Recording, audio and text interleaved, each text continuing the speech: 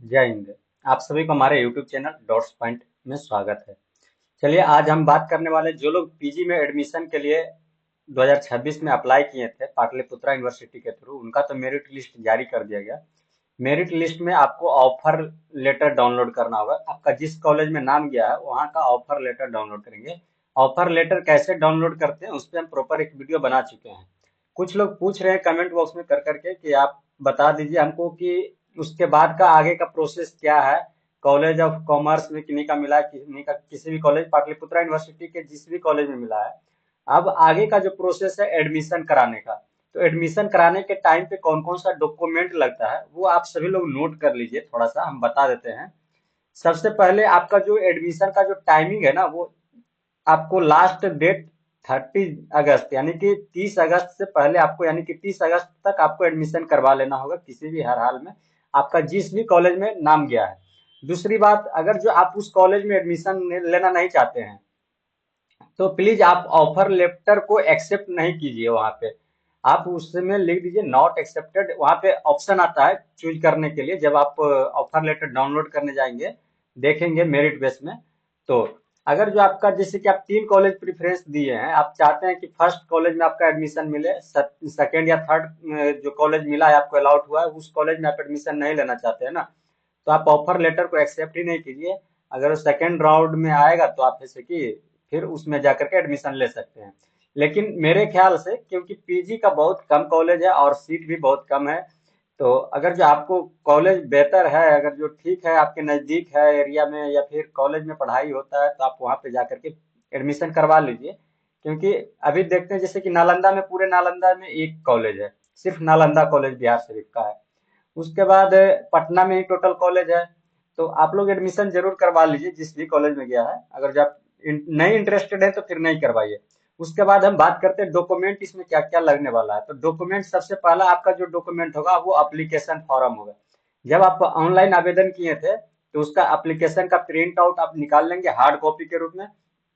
उसके बाद allotment letter, जो आपको जो कॉलेज में नाम गया है उस कॉलेज का अलॉटमेंट लेटर आप डाउनलोड करके प्रिंट आउट निकालेंगे हार्ड कॉपी में।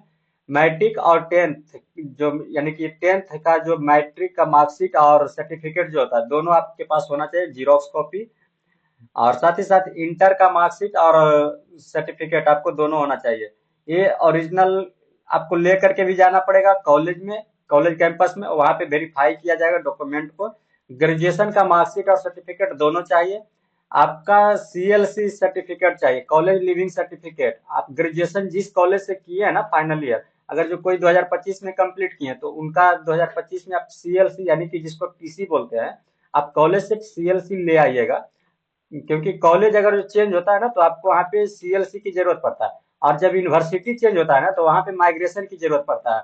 अगर जब पहले पाटलिपुत्रा यूनिवर्सिटी से आप पढ़ाई किए हैं ग्रेजुएशन, और सेम अभी पाटलिपुत्रा यूनिवर्सिटी में पीजी का एडमिशन ले रहे हैं, तो आपको माइग्रेशन की जरूरत नहीं पड़ेगा। लेकिन अगर जो पाटलिपुत्रा यूनिवर्सिटी या फिर किसी और यूनिवर्सिटी से आप ग्रेजुएशन किए हैं और इस बार पाटलिपुत्रा में फिर से एडमिशन ले रहे हैं, तो आपको माइग्रेशन की जरूरत पड़ सकता है वहाँ पे। उसके बाद आपको ऐसे कि कॉलेज का जो रिलेटेड रिवाइज कैटेगरी सर्टिफिकेट होता है, यानी कि आप जो कैटेगरी आप अप्लाई कर किए होंगे, क्योंकि आप कोई BC1 होंगे, BC2 होंगे, कोई ईडब्ल्यूएस आते होंगे, कोई SC ST कैटेगरी, तो आपको कैटेगरी सर्टिफिकेट भी लगने वाला है। एक चीज और आपको बता देते हैं, अगर जो आप बीच में सेशन गैपिंग किए हैं, जैसे कि आप ग्रेजुएशन 2023 में कंप्लीट कर लिए हैं, आप जाकर के एडमिशन करवा रहे हैं पीजी का, तो 2 साल या 3 साल का जो भी गैप हो रहा है, वो गैपिंग सर्टिफिकेट के लिए आपको एक हाफी डिपिट बनवाना होगा। हाफी डिपिट आपको नोटरी के थ्रू बनेगा, वहां से आपको बनवाना होगा। क्योंकि ये इफ एप्लीकेबल हो सकता है, आप गैप है तभी आपको जरूरत पड़ेगा, नहीं गैपिंग है आपका तो कोई जरूरत नहीं पड़ेगा ये।